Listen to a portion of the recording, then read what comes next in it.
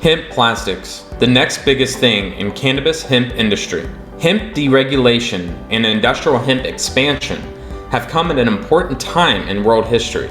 We, as caretakers of this planet, are being forced to tackle the massive dual challenges of global plastics pollution and carbon emissions. Hemp plastics represent a meaningful, innovative, cost-effective, and near-term approach to these challenges. Plastic converters and consumers are taking note and taking action.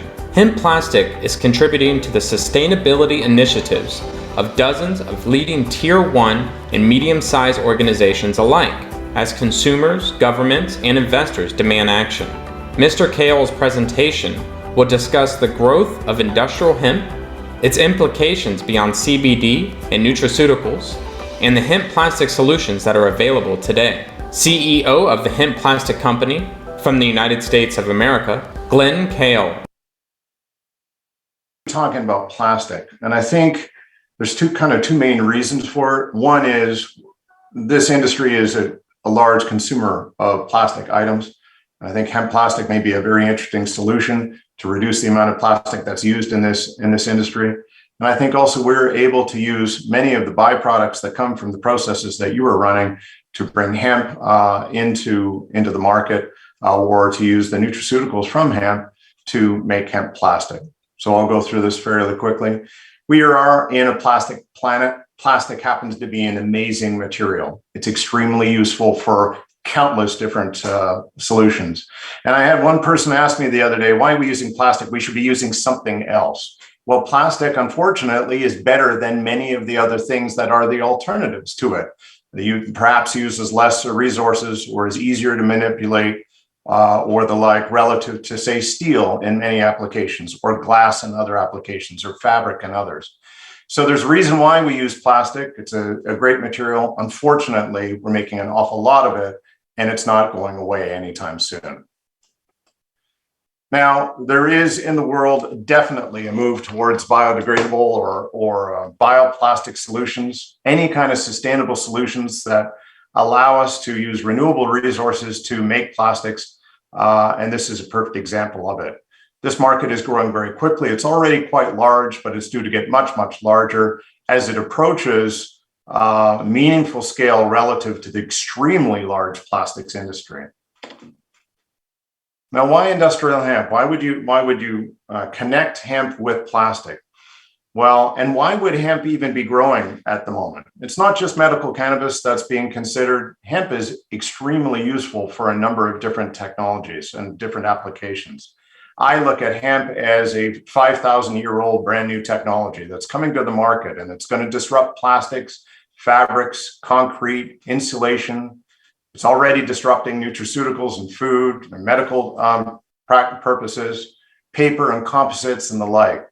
This is a technology that happens to be a plant that we know is going to be used, and it's because of the deregulation in the West, and in the East it's been used for thousands of years.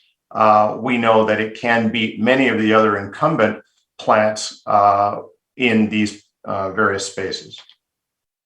Now, when you look at hemp plastic, what do you think? You think, oh, I'm going to actually make plastic out of hemp. Seems pretty obvious.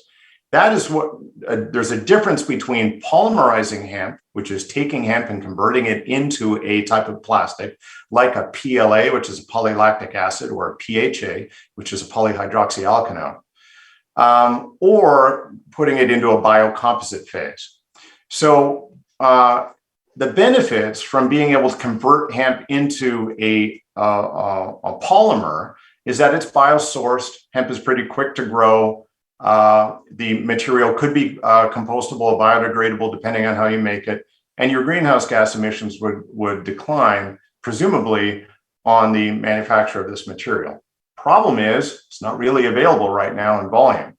The cost competitiveness has not been proven. PHA and PLA already exist in the market, and they are typically more expensive than fossil fuel polymers, but they are also not particularly effective at certain end markets. So for instance, you're probably not going to make a refrigerator out of a backyard compostable plastic. Doesn't make a lot of sense. So what is available today is hemp biocomposites. This is where you blend hemp in with a variety of different thermoplastics. They could be fossil fuel plastics. They could be bioplastics. In fact, we offer both fossil fuel based and bioplastic based polymers for end applications. And these are very fruitful, and is part of the reason why we've come to the market with it right now, because they're available in volume today. It's immediately implementable. There's thousands of applications that it can be used for. It's typically lower cost than many bioplastics or 100% bioplastics. It typically leverages the customer equipment that people are using today while retaining many of the properties of the underlying plastic that you're replacing.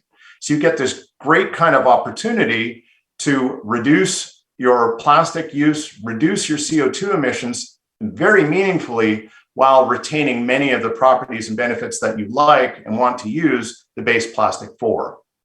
Or you have completely bio options. So this is very, very helpful for durable goods, for instance, for auto and industrial. You might want to make a refrigerator or an automobile out of a non-bioplastic, but you might definitely want to reduce your CO2 emissions and reduce your plastic consumption by using a biocomposite like hemp plastic. In fact, you might even get some benefits out of this. We have found with our hemp plastic that it happens to be lighter and has improved sound deadening relative to glass-filled plastics, which is a very common plastic used in the automobile industry. Our plastic is extremely usable for these complex molds that get used in the automobile industry, for instance, and we can run these at lower temperatures and reduce cycle times. So you start getting pretty efficient in these areas where efficiency and cost structure is extremely important. But we're not limited just to automotive and industrial. We can work in packaging, which might be very interesting for this audience, consumer goods, construction materials. You may be able to see behind me some of the sheet products that we're working on. Rigids and durables. I already talked about automotive, but think flower pots, think plant trays, think support and piping for your agricultural processes and farming. So there's a number, thousands and thousands of different applications that hemp plastic can be used for, and different process types that it can be used for: injection, extrusion, rotational, thermoform, all of that. And hemp plastic isn't good just because it reduces the large amount of plastic in end applications. It's also one of nature's greatest carbon absorbers. So you can end up with a very, very significant swing to the positive by using hemp instead of or in place of CO2 emitting plastics. One perfect example is ABS, which is a type of styrene. For every ton of ABS that you produce over its life cycle, it will release 3.7 tons of CO2. But hemp will sequester 1.6 tons of CO2. So if you pull out that ton of ABS and you put in a ton of hemp, you end up with a 5.3 ton shift in favor or positively in CO2 consumption. So that is a very, very important thing for many of our customers who are looking at these and saying, geez, I can make a very quick decision using my existing equipment for not too much more money and save a massive amount of plastic and CO2. So we offer, one of the things we did, we came to market quickly with products. We have a number of different products I'll talk about in a second, but these are our main products.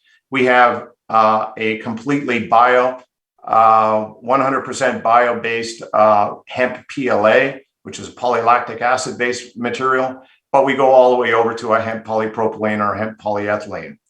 And these are used for a variety of different applications. Now, we don't just stop there. We're in the great and fortunate position to be working with tier 1 and tier 2 customers. These are global household names and people who soon will be global household names.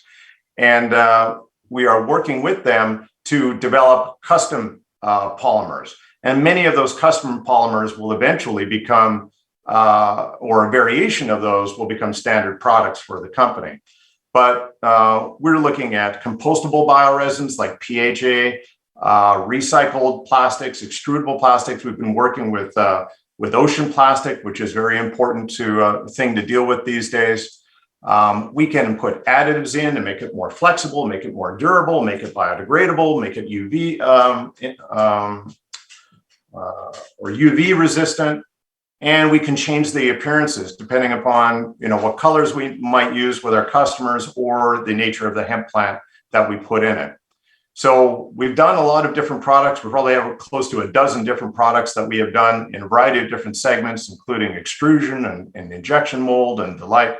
And you'll be seeing a lot more coming from us in the next year. Here's some examples of the kinds of things we're working on. We sell polymer. We do not sell end goods. We try not to compete with our customers. We are going to enable our customers to bring innovative, sustainable products to market. Our product happens to be quite beautiful, which we're very fortunate on, but it's also have a very meaningful benefit to the to the environment and to the end consumer. So you can see us in packaging, you'll see us in consumer goods. All of these are available for sale right now on the left, and we're moving into construction with styrenes and other materials, including sheet and laminate material. We have over 30 million pounds of manufacturing capacity. I would say in our particular niche of the market, we would be an intellectual property leader. We've gone out of our way to develop an intellectual property profile that allows us to continue to invest in our space, and we can deliver millions of pounds of material to our end customers. And that's really meaningful because a lot of people want to talk about what they can make, but we can actually make it. We do actually make it, and we do actually ship it to end customers successfully. We've made great progress in our commercialization. This is live and in demand, and we are working, like I said, with dozens and dozens of customers in a variety of different verticals, including apparel, packaging, construction, automotive, durable goods, furniture, laminates, very significant and broad pipeline of opportunities for us. We have established a production and we have production discipline and supply chain. So all of that is there, and it's available for people to come explore how they can make a difference by making a design change and getting product to market that actually makes a meaningful improvement for the environment and frankly for their social responsibility. We've got a great management team. I'm very fortunate to work with Greg Dean and Paul Benheim. Paul is a veteran and a visionary in the hemp space. Greg, I would say, is a veteran and a visionary in the plastic space, and I'm the guy that gets to work with them. I get to grow a great business. I've done it in the past. I've been involved in a number of very successful high growth businesses, and it's a privilege to work with these gentlemen and grow this business and serve our customers.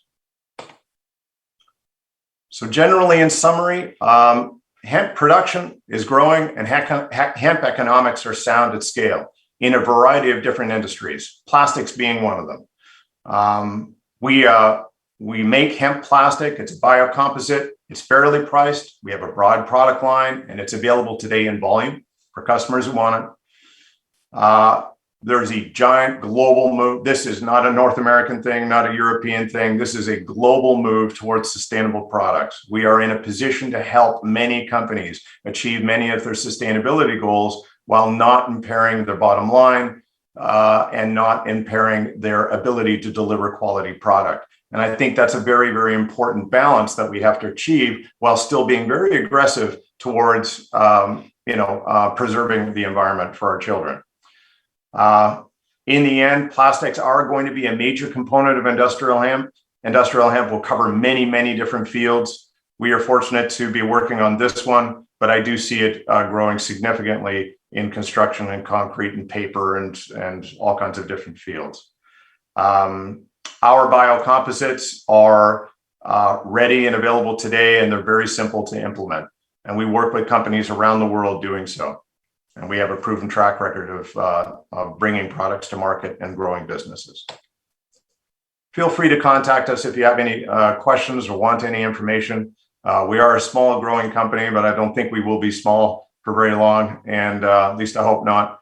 And we're looking forward to helping companies like yourselves get off the ground and really use good-looking, inexpensive, sustainable materials.